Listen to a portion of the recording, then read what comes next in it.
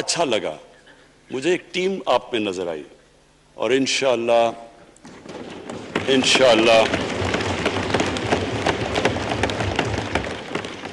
یہ ہماری ٹیم مضبوط ہوتی جائے گی، کیونکہ دیکھیں اللہ کہتا ہے کہ میں تمہارے ایمان کو بار بار آزماؤں گا۔ اللہ قرآن شریف میں ہمیں کہتا ہے۔ وہ کیوں کہتا ہے؟ وہ آپ کے ایمان کو آزماتا ہے مضبوط کرنے کے لیے۔ جب آپ ایک مشکل وقت سے نکلتے ہیں آپ اور مضبوط ہو جاتے ہیں۔ اللہ نے ایک انسان کو ایک ایسا اس کا جو سب سے بڑی جو اس کی مخلوق ہے، اشرف المخلوقات، اس کو جو اللہ نے بنایا ہے، اس کے اندر اس نے ایک کنڈیشن لگا دی ہے کہ اگر آپ نے بڑا انسان بننا ہے تو مشکل وقت کا سامنا کرو، ریزسٹنس کے ساتھ جاؤ۔ جسم ہمارا یہ ہے، جسم کو ہم بھاری ویٹ اٹھاتے ہیں، جسم تکڑا ہو جاتا ہے۔ ذہن کو جتنا ہم آزمائیں گے اور آزمائشوں میں ڈالیں گے، سب سے بڑا جو پاور ہاؤس ہے وہ ہمارا ذہن ہے، وہ اور تکڑا ہو جاتا ہے، انسان تکڑا ہو جاتا ہے۔ پارٹی بھی تب تکڑی ہوتی ہے جب وہ مشکل وقت سے نکلتی ہے۔ آپ نے کسی کو تباہ کرنا ہے تو اس کو آرام کی زندگی دے دو، وہ تباہ ہو جاتا ہے، ڈکے کر جاتا ہے انسان۔ تو میں اپنی پارٹی کو آج خراج تحسین پیش کرتا ہوں کہ آپ اس مشکل وقت سے نکلے۔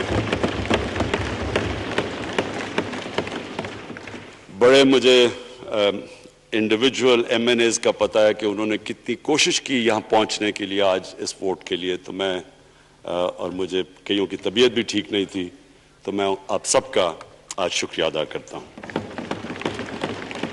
آج میں اپنی پارلیمنٹری پارٹی کے ساتھ بھی، اور جو میری عوام آج یہ دیکھ رہی ہے، میں اس کے سامنے جو بات رکھنا چاہتا ہوں وہ یہ کہ دیکھیں ہمیں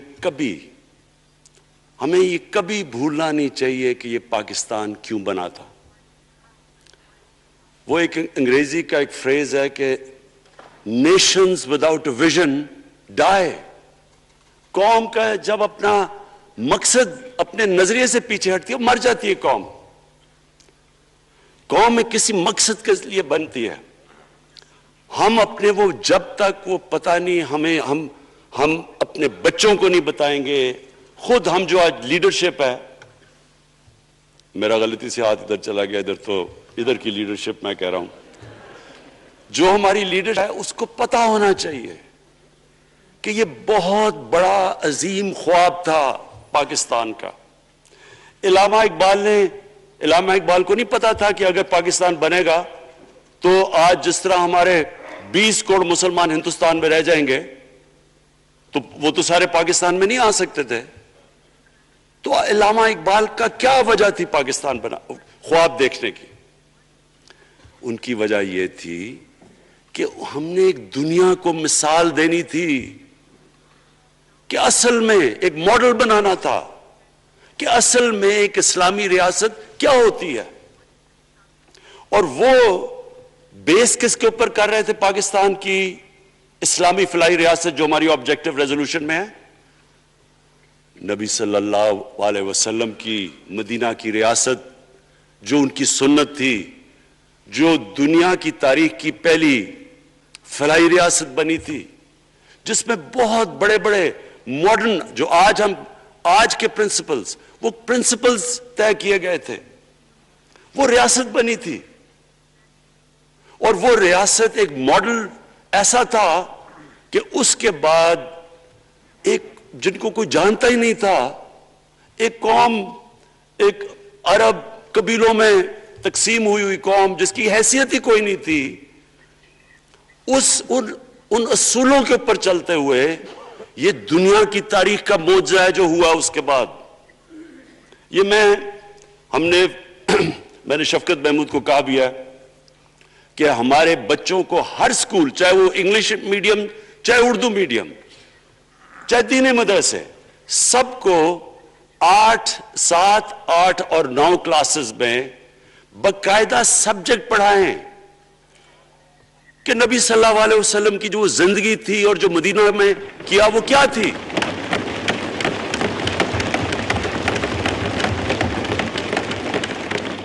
تاکہ ان کو پتہ چلے کہ اس ملک کا مقصد کیا تھا.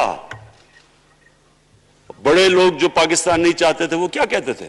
وہ کہتے تھے کہ پاکستان تو بن گیا تو آپ نے تباہ، جو مسلمان ہندوستان میں رہ گئے ان کو آپ نے سیکنڈ کلاس سٹیزن بنا کے چھوڑ دیا ہے. آج بیچارے مسلمانوں سے کیا ہو رہا ہے وہاں؟ تو وہ لوگ کہتے ہیں کہ اگر پاکستان نہ بنتا تو مسلمانوں کی زیادہ طاقت ہونی تھی. ایک ہندوستان میں اس طرح مسلمانوں کا برا حال نہیں ہونا تھا جو آج ہے. یہ ایک آرگیومنٹ دی جاتی ہے. اور اگر ہم پاکستان کو جس مقصد کے لیے بنا تھا اگر ہم ادھر نہیں لے کے جائیں گے تو وہ ٹھیک کہہ رہے ہیں.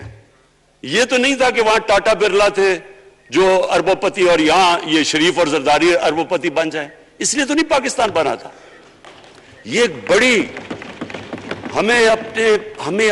ہمیں ری الائن کرنا چاہیے اپنے نظریے کی طرف. ہمیں اپنا رخ چینج کرنا چاہیے واپس کہ یہ بڑا عظیم خواب تھا پاکستان کا. اور وہ جو تاریخ تھی، وہ جو اصول انہوں نے سیٹ اپ کیے، جن لوگوں کی حیثیت ہی نہیں تھی، یہ تاریخ کا حصہ ہے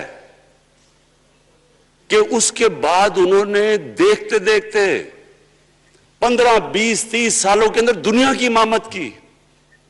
صرف امامت ہی نہیں کہ وہ تو منگولیوں نے بھی دنیا بڑی جلدی سے فتح کر لی تھی. چنگیز خان نے بھی بڑی جلدی اس کی فوجوں نے فتح کر لی تھی. 100 سال کے بعد وہ ختم ہو گئے تھے. انہوں نے ایک دنیا کی عظیم سیولائزیشن، جو ٹاپ سائنٹسٹ تھے، سارے دنیا کے ٹاپ سائنسدان، ایک عظیم کلچر. اور سب سے بڑی بات جو میں یہ کہنا چاہتا ہوں، انہوں نے ایک مورل سٹینڈرڈ سیٹ کی دنیا میں. جب مسلمان گئے انڈونیشیا اور ملیشیا، وہاں تو کوئی مسلمان کی فوج نہیں گئی، وہاں تو کوئی تلواروں سے نہیں فتح کیا. مسلمان تاجروں کا وہاں کردار دیکھ کے لوگ حیران ہو گئے کہ یہ کون لوگ آئے ہیں جو بالکل ان کی morality ایسی، نہ وہ کوئی دغا بازی کرتے تھے، نہ وہ کوئی دھوکہ دیتے تھے، اپنی زبان پہ کھڑے ہو جاتے تھے. لوگ ان سے امپریس ہو گئے کہ کون سی قوم ہے. دیکھیں اسلام ہم غلط فہمی میں ہیں، یہ سمجھتا ہے کہ تلوار سے اسلام پھیلا تھا. اسلام پھیلا تھا کہ وہ ایک انسان کے کیریکٹر کو ریفارم کرنے آیا تھا. ہم جب اللہ سے مانگتے ہیں، ہم نماز میں ایک ہی چیز مانگتے ہیں کہ اللہ ان کے راستے پہ لگا جن کے تو نے نعمتیں بخشی، ان کے نہیں جو غلط تباہی کے راستے پہ چلے گئے. صرف نماز میں ہم یہ چیز مانگتے ہیں، ہر روز ہم پڑھ کے یہ مانگتے ہیں. یہ دو راستے ہیں، ایک ہے تباہی کا راستہ، ایک ہے عظمت کا راستہ. نعمتیں کس کو بخشی؟ اللہ کے پیغمبروں کو. اور جو دنیا کا سب سے عظیم انسان، جو دنیا کا سب سے عظیم لیڈر، جس کو اللہ نے سب سے زیادہ نعمتیں بخشی، ہمارے نبی صلی اللہ علیہ وسلم. نہ کبھی اس طرح کا انسان آیا، نہ کبھی آ سکتا ہے.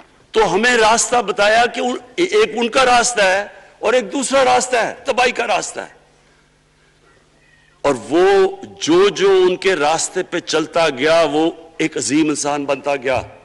ایک کتاب ہے، میں اپنے لوگوں کو ریکمینڈ بھی کرتا ہوں کہ دی عرب کانکویسٹ، وہ پڑھنے والی کتاب ہے. اس میں بتاتے ہیں کہ جب مسلمان ایک دم دیکھتے دیکھتے دنیا میں پھیل گئے تو کوئی ایک آدمی نہیں تھا. ایک تو بڑے عظیم سپہ سالار تھا خالد بن ولید، لیکن وہ جو بھی بنتا تھا وہ جنرل عظیم بن جاتا تھا. وہ اس کتاب کے اندر لکھی انگریز نے ہے. وہ کہتے ہیں اس کی کوئی ایکسپلینیشن نہیں ہے کہ یہ کیسے ساری دنیا پہ چھا گئے. نہ ان کے پاس کوئی لیٹسٹ ویپنز تھے، ایک طرف رومنز تھے، دوسری طرف پرشینز تھے، وہ تو سپر پاورز تھے، ہتھیار تو ان کے پاس تھے. نہ ان کے پاس ہتھیار، نمبرز میں بھی وہ زیادہ تھے، ان کی فوجیں بھی زیادہ تھیں، لیکن وہ ساری دنیا پہ پھیل گئے اور ایک ایسا سیولائزیشن بنا کہ زیادہ تر تو مسلمان نہیں تھے، وہ بھی ان کو مانتے تھے، کیونکہ ان کی اخلاقیات، ان کا عدل اور انصاف کا نظام، ان کا کیریکٹر اس کی وجہ سے لوگ آئے ہیں یہاں. جو ہندوستان میں اسلام پھیلا ہے یہ ہمارے جو بڑے بڑے بزرگ تھے